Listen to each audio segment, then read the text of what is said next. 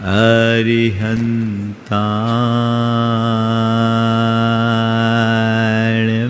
नमो अरिहन्ताण नमो सिद्धाणं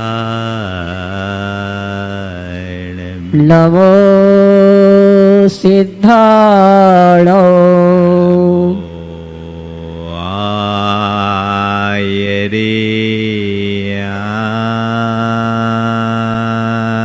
आयर्याणं नमो आयर्याण नमो उवध्यायाणं नमो उवज्जायाण नमो लोये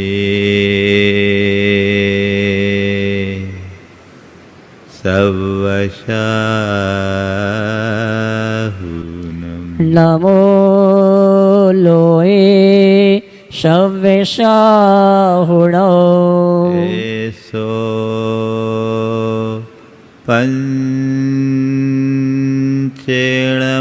पंचेणमोयारो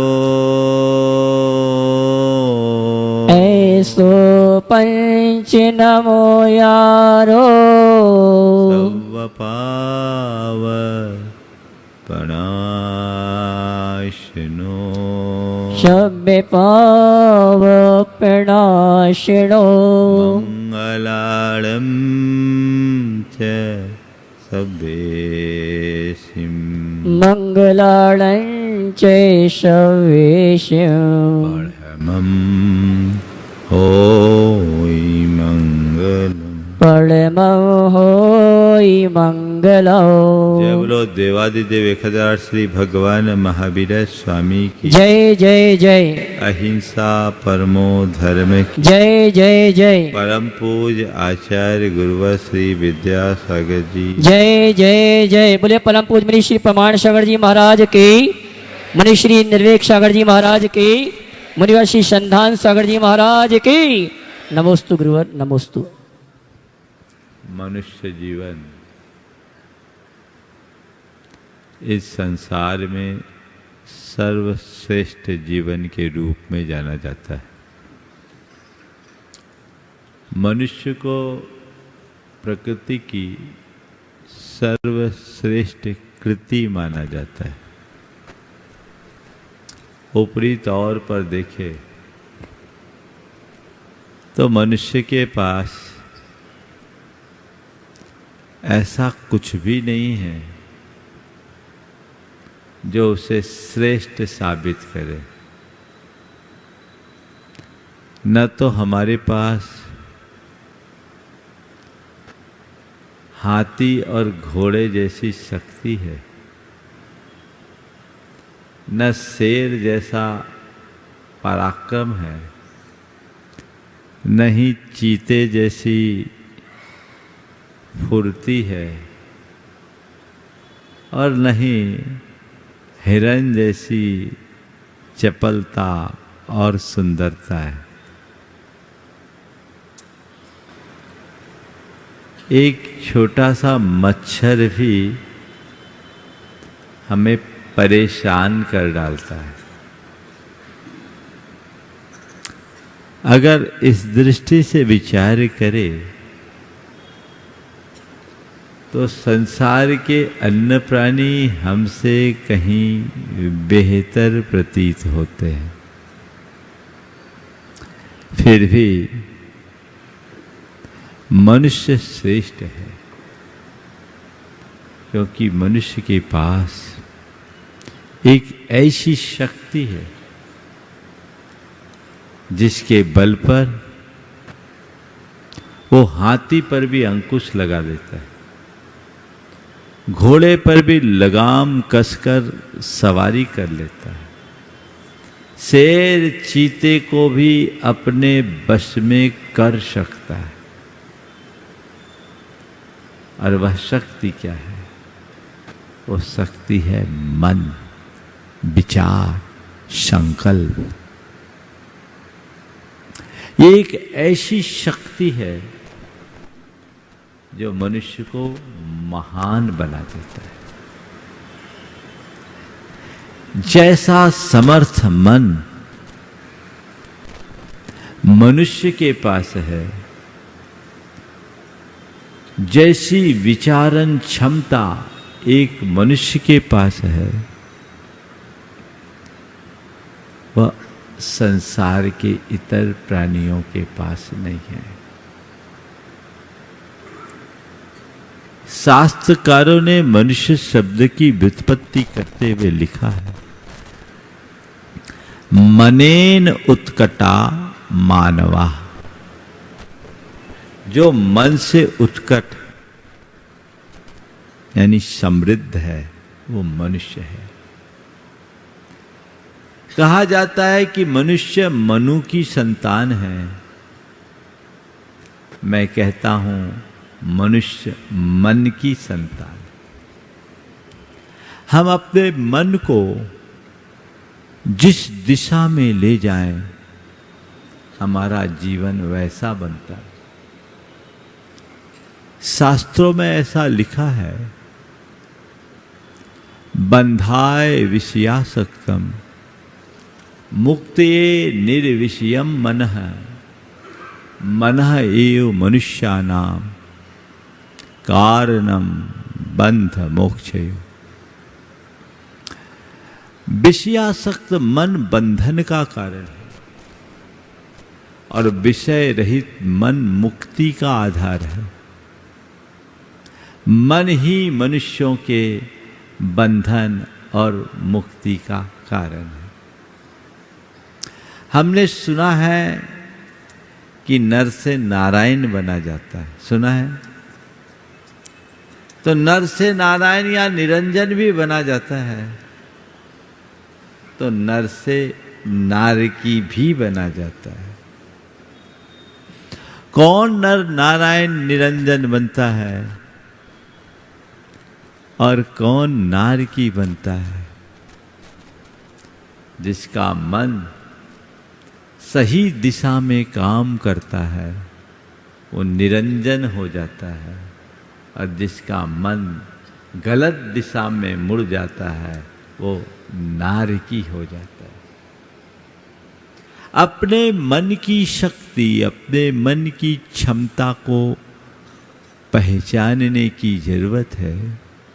जो मनुष्य मन की शक्ति और क्षमता को पहचान कर उसे सही दिशा में नियोजित कर देते हैं, वो महान बनते हैं।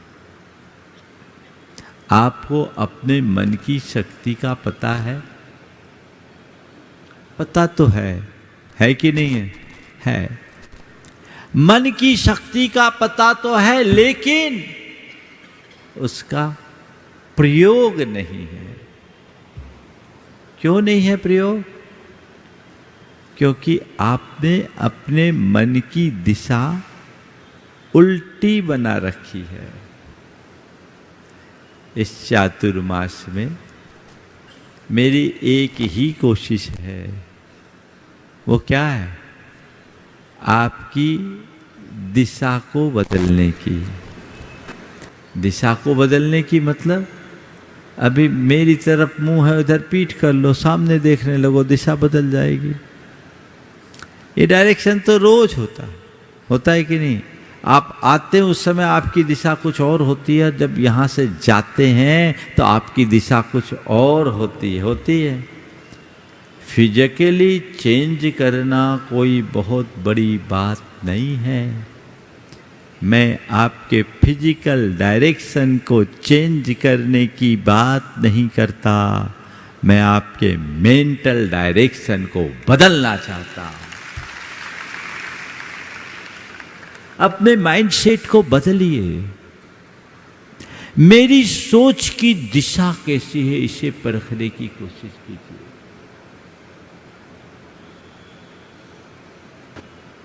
हम कैसा सोचते हैं? एक मनुष्य के व्यक्तित्व को अगर ठीक तरीके से पहचानना है तो हमें उसकी सोच के स्तर को बारीकी से देखना चाहिए। और जो मनुष्य व्यक्ति की सोच को पकड़ लेते हैं वो कभी धोखा नहीं खा सकते। आदमी के बोली और व्यवहार में धोखा हो सकता है, लेकिन सोच को समझ लोगे तो कभी धोखा नहीं होगा, क्योंकि सोच हमारे जीवन के आंतरिक पक्ष को उजागर करती है। मेरी बोली और मेरे व्यवहार से मेरे अंतर का आपको पता नहीं लगेगा, लेकिन मेरी सोच से आप सब कुछ पता कर लेंगे। बोली और व्यवहार तो फोटो है और सोच भीतर का एक्सरे है। समझ गए? बोली व्यवहार फोटो है, सोच भीतर का एक्सरे है। हमारा फोकस उस पर होना चाहिए। एक है प्रवृत्ति। 3 शब्द हैं। हम धर्म क्षेत्र में जब भी आगे बढ़ते हैं तो अपनी चर्या क्रिया में परिवर्तन लाने के लिए बहुत जल्दी उत्साहित हो जाते हैं। अच्छी बात है, होना भी चाहिए, लेकिन ये परिवर्तन सतही है।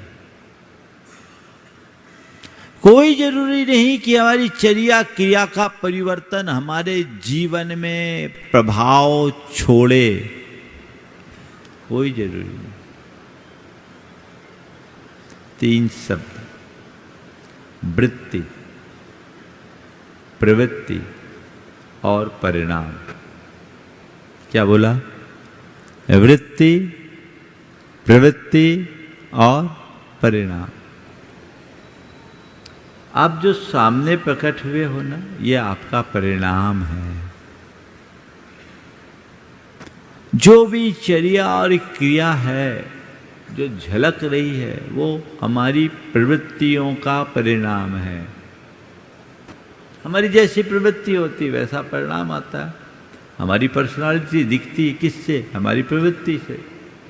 हम परिणाम को देखते हैं, प्रभावित होते हैं, फिर उसकी प्रवृत्ति को देख के उस प्रवृत्ति का अनुकरण करना शुरू कर देते हैं। परिणाम को देखकर प्रवृत्ति बदल दिए, लेकिन यदि अंदर की वृत्ति यानी मन की परिणति नहीं बदली तो प्रवृत्ति बदलने के बाद भी परिणाम में मजा नहीं आता। एक पंडित जी रोज कथा करते थे। उनके पास एक पालतू बिल्ली थी। बिल्ली भी कथा में बैठती थी और पंडित जी बिल्ली के पीठ पर ही दिया रखकर कथा वाचा करते थे। पुराने जमाने की बात। बिल्ली के पीठ पर दीपक रखकर कथा बांचते थे और बिल्ली बड़े शांत भाव से बिना हिले डुले पूरी कथा सुनती थी। लोग बड़े प्रभावित हुए बिल्ली से और कुछ लोगों ने तो बिल्ली को पूजना भी शुरू कर दिया कि ये बिल्ली तो परम साध्वी है। कितनी शांत वृत्ति से ये पूरा प्रवचन सुनती है। जब लोगों ने बिल्ली की प्रशंसा करनी शुरू की तो पंडित जी ने कहा, भैया इतनी बातें तुम लोग कर रहे हो बहुत अच्छी है, बिल्ली बड़ी साध्वी है, पर इसकी असलियत का पता तब लगेगा जब सामने कोई चूहा आएगा। क्या होगा? बिल्ली की असलियत का पता कब चलेगा? जब चूहा आएगा। बिल्ली की प्रवृत्ति तो बदल गई पर मनोवृत्ति आज से आपको देखना है कि चूहा के सामने आने पर भी बिल्ली शांत रहती है कि नहीं। अंदर की मनोवृत्ति बदलेगी तो उधर दृष्टि जाएगी नहीं। अनुकूल स्थितियों में अपने अंदर सहजता बनाए रखना बड़ा सरल है, पर प्रतिकूलता में सहज बने रहना बहुत कठिन। और धर्म हमें यही पाठ पढ़ाता है। अपने आप को बदलो, अपनी मनोवृत्ति को बदलो, मन की दिशा बदलो, मन का डायरेक्शन चेंज होना चाहिए। हमारे मन में अनेक प्रकार की लालसा और आसक्ति भरी है, जिनके कारण आप लोग चीजों के प्रति पागल होते हो। मन 5 इंद्रिय के विषयों और भोग विलास के साधनों में भागता है। हमारे मन में है क्या?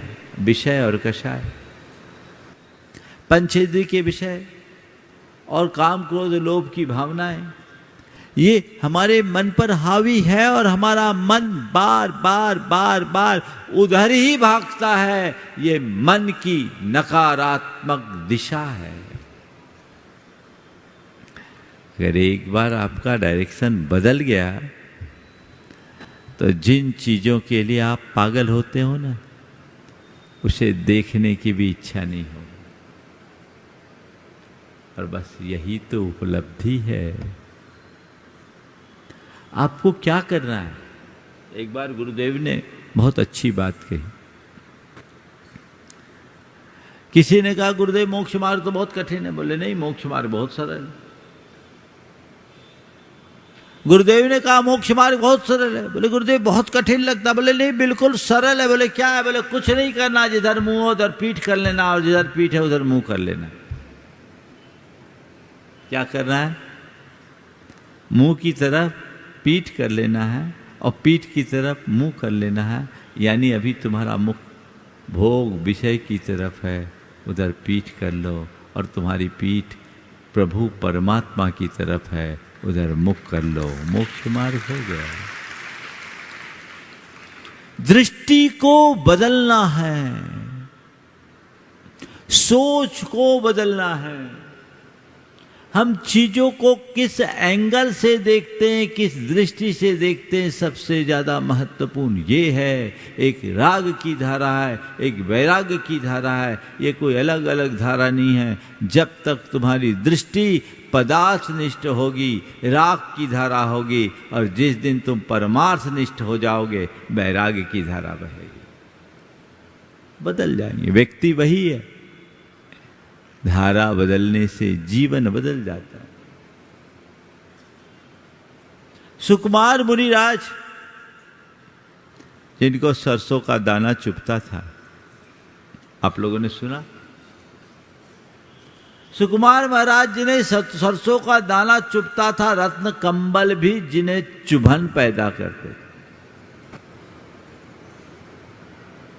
उन्हें ही जब वैराग हुआ, दृष्टि बदली, श्यालनी के दंश उन्हें नहीं चुभे। 3 दिन तक एक श्यालनी उन्हें 2 बच्चों के साथ पैर से लेकर कमर तक खाती रही, पर वो अपने ध्यान में निमग्न हो गए। क्या हुआ? क्या बदला? शरीर बदल गया, सहनन बदल गया। क्या बदला? मन बदला। क्या बदला? मन बदला।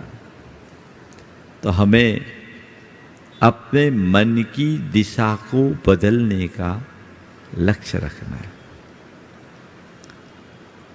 कल मैंने कहा था कि नेगेटिविटी को ऑफ कर दो और पॉजिटिविटी को ऑन कर दो, बस मोड को चेंज करना है। यही चेंज हमारे जीवन के रूपांतरण का आधार बनेगा। आप आज किसी भी व्यक्ति को देखो, जितने भी महान व्यक्ति आपको मिलेंगे, सफलतम व्यक्ति आपको मिलेंगे, उनकी सोच में आपको सकारात्मकता दिखेगी। चाहे वो लोक हो या लोकोत्तर, हर क्षेत्र में वही सफल होता है जिसके मन की दिशा सही होती है। आज आपसे मैं आपके मन की दिशा की बात करूंगा। 4 प्रकार की सोच लोगों की दिखती है। सबसे पहली सोच है भौतिक सोच। दूसरे स्तर की सोच है व्यावसायिक सोच। तीसरे स्तर की सोच है व्यवहारिक सोच। और चौथे स्तर की सोच है आध्यात्मिक सोच। कौन कौन सी सोच बोली मैंने? बोलिए, आप लोगों को बोलना है। भौतिक, नंबर 2 व्यवसायिक, नंबर 3 और नंबर 4 आध्यात्मिक। अपने सोच के लेवल को देखना। एक आम गृहस्थ के जीवन में ये चारों प्रकार की सोच की उपयोगिता है, पर हर का अपना अपना कार्य क्षेत्र है। यदि इनमें समन्वय लेकर आप चलोगे और इसमें सकारात्मक बनोगे तो सफल होगे, और इनमें समन्वय खो गया और इनमें नकारात्मकता का प्रवेश हो गया तो आप विफल हो। सबसे पहले भौतिक सोच। अपने बाह्य जीवन को समर्थ, स्वस्थ, समृद्ध बनाना बुरा नहीं। मेरा शरीर स्वस्थ हो, मैं समर्थ रहूं, मैं समृद्ध रहूं, तो मुझे सुविधा मिलेगी। अपने जीवन व्यवहार के संचालन के लिए सुविधाओं को जुटाना एक अर्थ में बुरा नहीं है, और इतनी सोच सबको होनी चाहिए। लेकिन जिसकी सोच पूरी तरह भौतिक बन जाती है, उस व्यक्ति का केवल एक ही लक्ष्य रहता है, केवल एक ही लक्ष्य, मस्ती, मौज, मजा और मस्ती। उनका केवल एक ही ध्येय, मस्ती ही मस्ती, मौज ही मौज, सुबह शाम, दिन रात, रोज ही रोज। वे केवल एक ही बात को सोचते हैं, वे है पदार्थ और पदार्थ जन्य भोग। उनके जीवन का एक ही लक्ष्य रहता है, जब तक जियो सुख से जियो, कर्जा लो पर घी पियो। ये भौतिक सोच से ग्रसित लोग हैं, और ऐसे लोग एक प्रकार की मृग तृष्णा में भटकते हैं। वे मृग मरीचिका में उलझे रहते हैं, क्योंकि उनका जो दृष्टिकोण है वो भ्रांत है। उनका जो चिंतन है वो भ्रमित है। कोई रेत से तेल निकालना चाहे तो क्या निकल सकता है? कोई अग्नि में ईंधन डाले और इसे बुझाने की कोशिश करे तो क्या बुझ सकता? असंभव। और दुनिया में ऐसे ही भौतिक सोच से ग्रसित लोगों की भरमार है, जिनके लिए पदार्थ और पैसा ही सब कुछ है। मैं आपसे कहता हूं, भौतिक संसाधनों का आलम्बन लेना बुरा नहीं है, लेकिन भौतिक संसाधनों को ही अपने जीवन का साध्य बना लेना बहुत बुरा है। कुछ नहीं पाओगे इसलिए भौतिक सोच से अपने आप को बाहर निकालिए।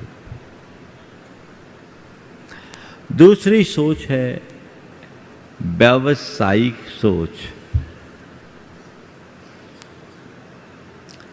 सब चीज में कैलकुलेशन।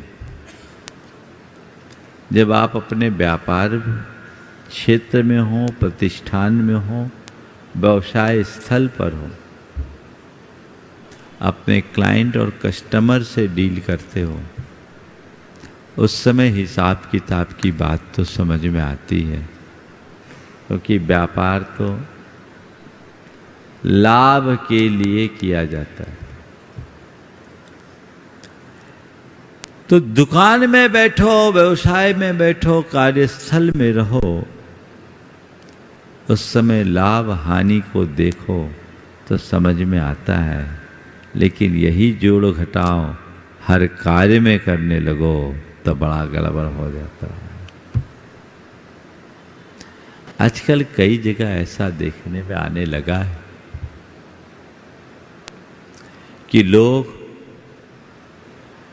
घर परिवार में भी और अपने संपूर्ण जीवन व्यवहार में ये व्यावसायिक सोच से ग्रसित दिखते हैं। हर काम में कैलकुलेटिव हिसाब किताब, और तो और धर्म क्षेत्र में भी कैलकुलेशन। एक बार एक जगह एक व्यक्ति ने 21 लाख की बोली ली। शाम को चेक दे दिया। सोच देखिएगा, सुबह बोली ली एक मुनिराज कलश की, सुबह बोली ली, शाम को चेक दे दिया। लोगों ने सोचा इसकी स्थिति तो बहुत अच्छी है, बोली ली और तुरंत कैश चेक दे दिया। और दूसरे दिन उसने एक मंदिर में 25 लाख की सोने की झाड़ी दे दी। सब जगह जगह जय जयकार, बड़ा दानी, बड़ा उदार, इसकी फाइनेंशियल स्थिति बहुत अच्छी। और आप सबको सुन के बड़ा आश्चर्य होगा, 2 महीने बाद मालूम पड़ा मार्केट से 10 करोड़ लेके फरार हो गया।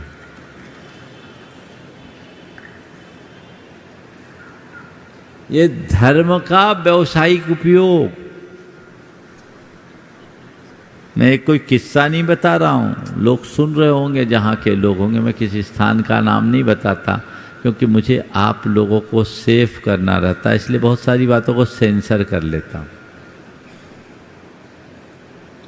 ये सोच, अब बोलो,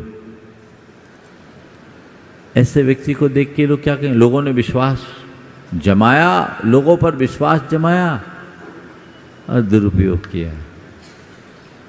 गड़बड़ है। एक बार एक नया आदमी जुड़ा, बड़ा कंजूस था तो बहुत पैसा वाला, जुड़ा, थोड़ा बहुत दान भी किया। लोगों ने बोला, भैया क्या बात है, तुम महाराज से बहुत प्रभावित हो, आजकल तो बहुत आते हो सुबह शाम। बोले, प्रभावित छोड़ो भैया, महाराज बड़े ग्लैमरस है, बड़े बड़े लोग आते हैं, हमारे घर में 3-3 बेटियां हैं, संबंध करना है, अब महाराज से नहीं जुड़ेंगे तो कैसे होगा? ये कौन सी सोच है? कौन सी सोच है? हो सकता है 2-4 महानुभाव यहां भी हो, पर मुझे लगता है इंदौर वाले तो सब दूध के धुले हैं, यहां कोई नहीं होंगे। सोच कैलकुलेटिव बना देती है। आप बड़ों की बात जाने दीजिए, छोटे बच्चे के अंदर भी ऐसी सोच आ गई। एक सज्जन हनुमान जी के भक्त थे, थोड़े आसक्त थे। उनने अपने पोते से कहा, जा बेटा आज मंगलवार है, ये 10 का सिक्का हनुमान जी के गुल्लक में डालिया।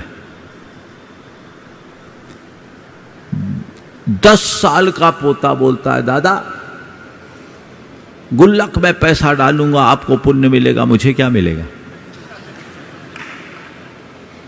गुल्लक में पैसा डालूंगा, आपको पुण्य मिलेगा, मुझे क्या मिलेगा? दादा उदार थे, बोले ले 1 सिक्का तू भी ले ले, 10 का तू ले ले, 10 तू रखना, 10 गुल्लक में डालना। वो लड़का गया। बच्चा थोड़ा शरारती था, वो सिक्का उछालता उछालता जा रहा था और उछालने के क्रम में उसका सिक्का उछलकर नाली में जा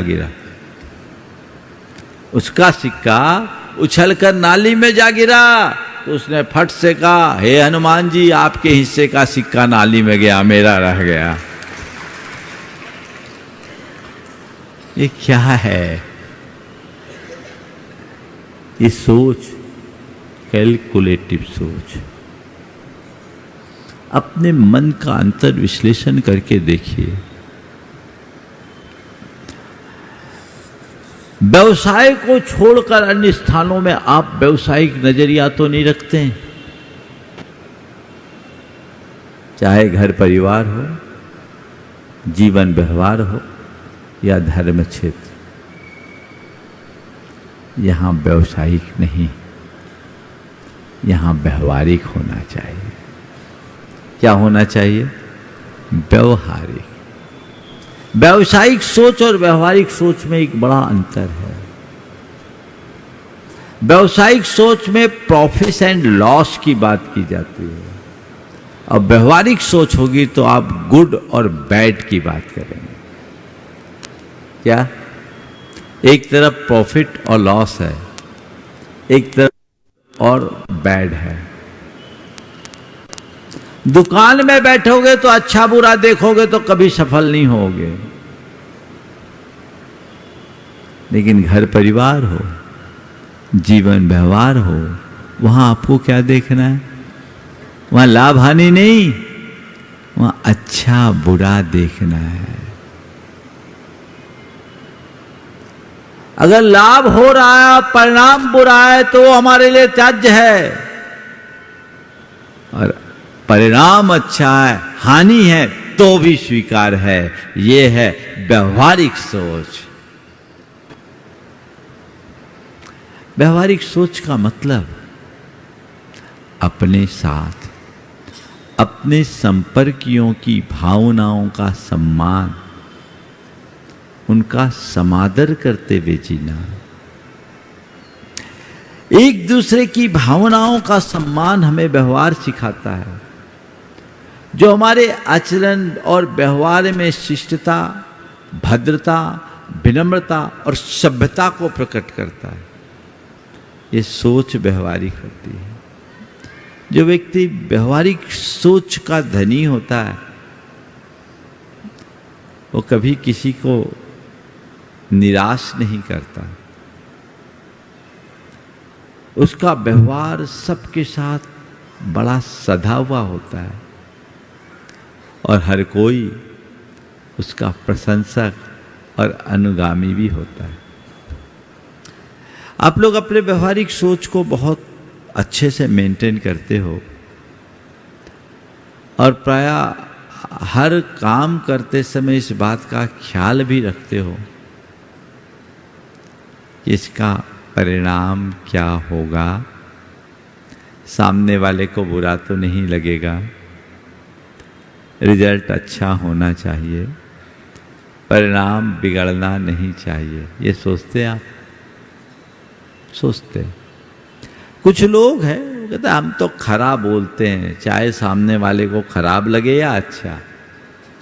वो लोग अव्यवहारिक होते हैं, और व्यवहारिकता से शून्य मनुष्य अपने जीवन में सफलीभूत नहीं होते। लोग जीवन में हमें व्यवहार को अपनाना पड़ता है, और व्यवहार चलाने के लिए व्यवहारिकता का पालन करना पड़ता है, और इसके लिए आधार है हमारी व्यवहारिक सोच। इसको भी मेंटेन कीजिए, लेकिन केवल व्यवहार में ही न लगे रहिए। कुछ लोग हैं जो इतने ज़्यादा व्यवहारिक हो जाते हैं, इतने ज़्यादा व्यवहारिक हो जाते हैं कि उनके घर परिवार की व्यवस्था ही बिगड़ जाती होती है। अरे क्या करें, हमसे किसी से कहा नहीं जाता, किसी को बुरा न लग जाए, हमसे मना करते नहीं बनता। ये हमारी पर्सनालिटी की एक कमजोरी है। इतने ज्यादा कमिटमेंट आप कर दोगे जिसको आप निभा न सको तो आप अच्छे होकर के भी बुरे हो जाओगे। हमेशा एक बात ध्यान में रखना कि अपनी हस्ती, हैसियत, योग्यता और क्षमता का उल्लंघन करके काम मत करना। हस्ती, हैसियत, योग्यता और क्षमता, इनका उल्लंघन करके काम मत करना, अन्यथा बड़े नुकसान में फंस सकते हो। बदलाव चाहिए, जीवन में परिवर्तन चाहिए, हमें इसका भी ख्याल रखना है। लेकिन सबसे ऊंची सोच है आध्यात्मिक सोच। भौतिक सोच में केवल स्वहित है, पर का अहित हो या हित हमें उससे लेना देना नहीं। व्यावसायिक सोच में स्व का हित है, पर के हित से हमें लेना देना नहीं। व्यवहारिक सोच में स्व के हित के साथ पर के हित का भी ख्याल है, आप व्यवहारिक होंगे। लेकिन जब आध्यात्मिक सोच आएगी तो स्वहित तो है ही, परहित का ख्याल भी है, पर परहित के लिए स्वहित के त्याग का भी ख्याल है। जब व्यक्ति की दृष्टि आध्यात्मिक हो जाती है, उसकी भौतिक लालसा खत्म हो जाती है। आध्यात्मिक दृष्टि से संपन्न हो जाने के कारण चीजों को देखने का नजरिया ही अलग हो जाता है। उसके मन में न अभिमान रहता है न आसक्ति। उसका व्यवहार अत्यंत विनम्र और प्रवृत्ति एकदम विरक्त हो जाती। जो विनम्रता और विरक्ति की मूर्ति बन जाए, उससे बड़ा सुखी इस संसार में कौन होगा। चीजों को देखने का नजरिया अपना अपना होता। आप कैसे देखते हैं? मैं जब पढ़ता था, 7वीं क्लास की बात है, जिन शिक्षक से मैं ट्यूशन करता था, उन्होंने अपने घर के बाहर 3 शीशम के पेड़ लगाए। बिहार झारखंड में शीशम बहुत होता है। और उन्होंने हम लोगों से पूछा, ये बताओ, आज मैंने 3 पेड़ लगाए, 20 साल बाद इन पेड़ों की क्या स्थिति हो। हम 15 बच्चे एक साथ एक बैच में पढ़ते थे। किसी ने कहा, सर 20 साल में 3 पेड़ 3 लाख के हो जाएंगे।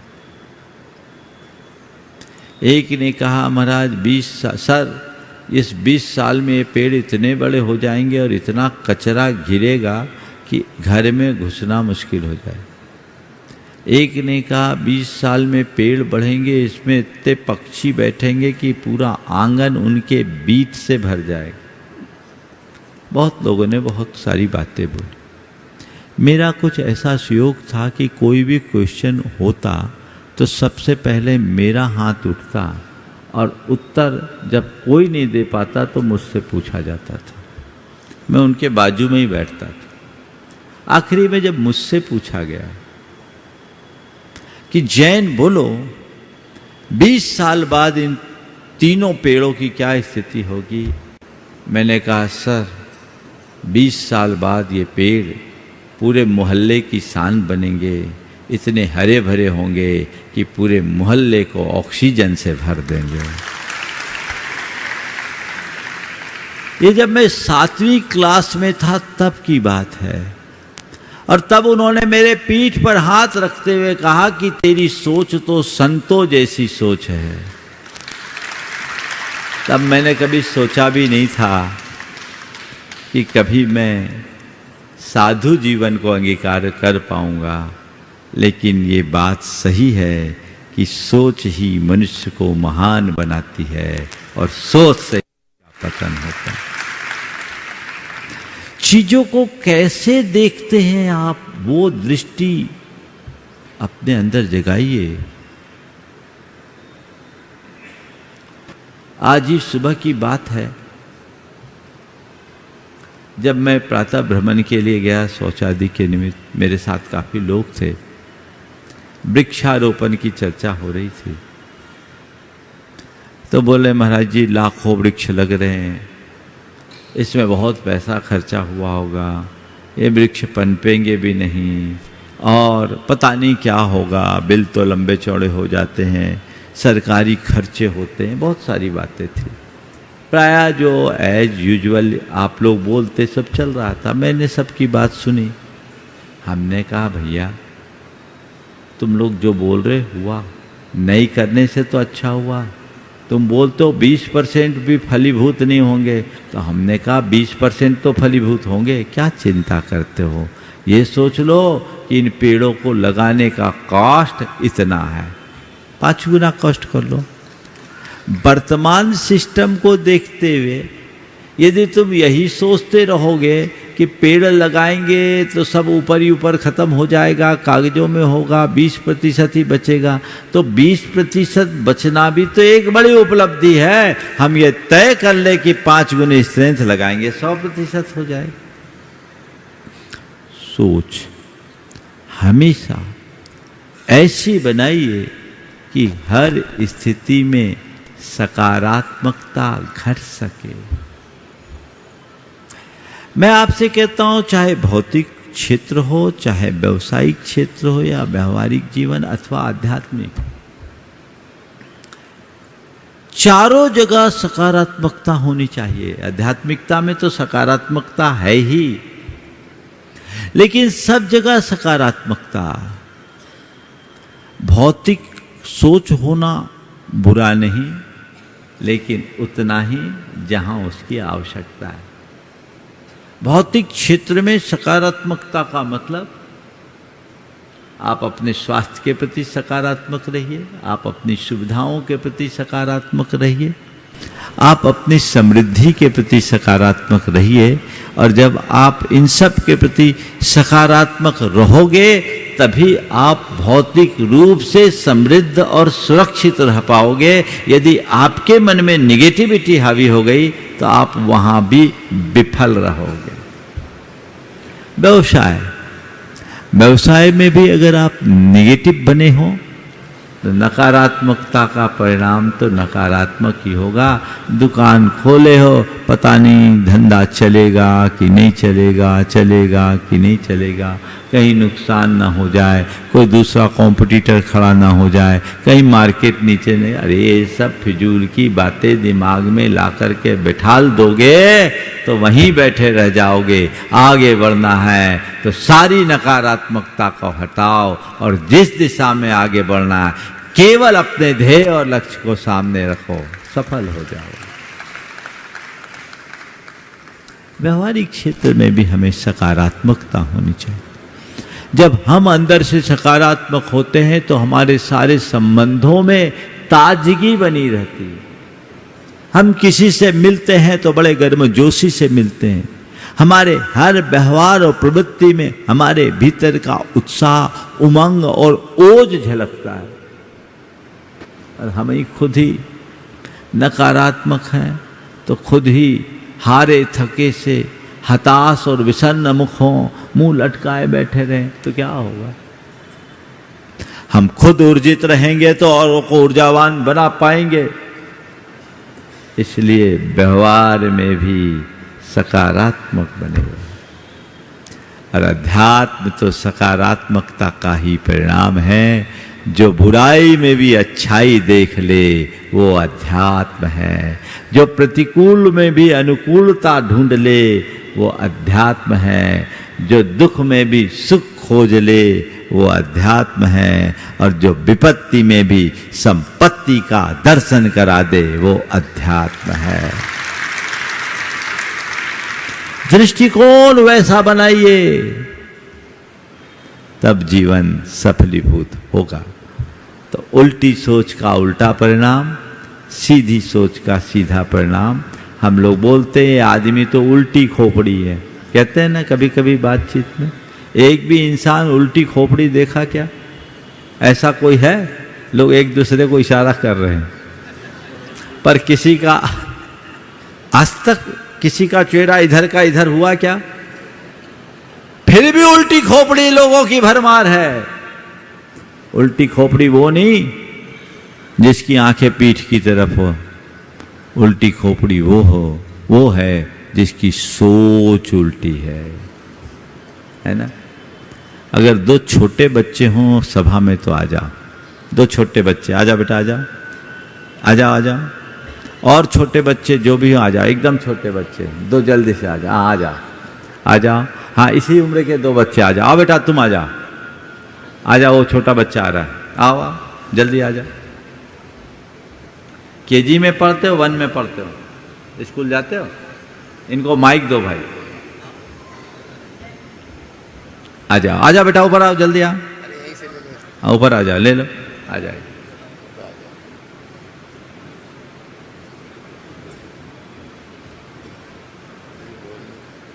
ओ चलो, ये बिटिया को दे, बोल लेगी, वो बोल ले। आ जा, खड़े हो जाओ दोनों, आ जाओ, सामने आ जाओ, सामने आ जाओ। उसको माइक पकड़ा, हाँ, खड़े रहो बेटा दोनों। ये बताओ अंग्रेजी में भगवान को क्या बोलते हैं, बताओगे? गॉड। गॉड। गॉड की स्पेलिंग क्या है? GOD। GOD, सामने देख के बोलो। गॉड की स्पेलिंग क्या है? GOD। और इस GOD को पलट के बोलेंगे तो क्या होगा बेटा? डॉग। क्या होगा? डॉग। स्पेलिंग बोलो। DOG। समझ में आई बात? GOD गॉड, और इसको पलट दें तो DOG डॉग। यानी सीधी सोच रखोगे तो GOD गॉड बनोगे, और उल्टी सोच रखोगे तो DOG डॉग बनोगे। समझ में आ गई ना? तो अब क्या करना है? GOD गॉड या? समझ में आ गई बात? तो बस हम अपनी सोच को सीधी रखें, उस दिशा को परिवर्तित करें, हमारा जीवन उपलब्धियों के मुकाम पर पहुंचेगा। मुझे उम्मीद है कि इंदौर की दिशा बदलेगी, दशा भी बदलेगी। बंधुओं, समय आप सबका हो गया है। कल से परसों महाराज श्री का जैनम श्री शिक्षण शिविर होगा, बहुत अच्छा। सुबह 6 से 7 बच्चों, बहुतों ने फॉर्म भरे हैं और जिनने अपने फॉर्म जमा नहीं किए वो करें। कल से बाल शिक्षण शिविर बहुत उत्साह के साथ, पहले ही दिन इतना अच्छा रहा। आज भी बच्चों का शिक्षण शिविर है, आप अपने बच्चों को जरूर भेजें। मुनियों के मुख से बच्चों को संस्कार, थोड़ा सा आप लोग रुकिए, देखिए 2 मिनट तो आप दीजिए, इतने अधीर मत होइए। जब तक जिनवानी स्तुति न हो और गुरु वंदना न हो तो आपको स्थान छोड़ना शोभास्पद नहीं है। ये आपके मर्यादा और विनय के विरुद्ध है, इसलिए कृपया रुकिए। समय से पहले मत उठिए, पता नहीं किसको समय से पहला उठना पड़ जाए, मुश्किल हो जाए। इससे शांति रखिए। 2 मिनट और मैं तो ऐसे ही समय पर छोड़ता हूँ, ये सूचनाएं सुन के जानी। और जिनवानी और गुरु की विनय मर्यादा आपकी होनी चाहिए। कायदा तो यह है कि मंगलाचरण के पूर्व आओ और जिनवानी स्तुति के बाद जाओ। ये संस्कार हम नहीं ले पाए तो प्रवचन से हमने क्या सीखा? मानता हूं कि आपको ट्रैफिक की चिंता है, लेकिन यहां से जल्दी भागोगे तो पता नहीं कौन से ट्रैफिक में फंस जाओगे, कोई हिसाब नहीं। इसलिए ये मत भागना, हिसाब से चलना। तो आज शाम फिर से पाठशाला है, आज भी है और कल भी है। कल प्रातःकाल बच्चों के लिए सामूहिक पूजन है 6:30 से 8 बजे तक। आप अपने बच्चों को 6:30